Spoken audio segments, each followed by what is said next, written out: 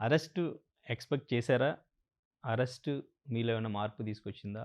Arrest తర్వాత మీరేమన్నా భయపడ్డారా? 3 లేదు. అరెస్టు అనేది నాకు ముందు తెలుసు. వచ్చింది. చెప్పిన తర్వాత వాళ్ళు చెప్పారు నోటీసులు ఇస్తారు, అరెస్ట్ చేస్తారంటే నేను ప్రెస్ మీట్ పెట్టా. చూడండి అప్పుడు ఉంటది చూడండి. దానికి 10 డేస్ ముందు చూడండి. నేనేం చెప్పానంటే నాకేం భయం లేదు. ఎందుకంటే నేనే తప్పు చేయలే.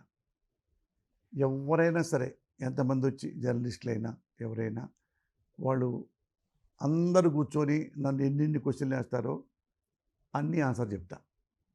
నేనెప్పుడన్నా అబద్ధం ఆడినా, అవినీతి పనులు చేసినా, లంగా పనులు చేసినా,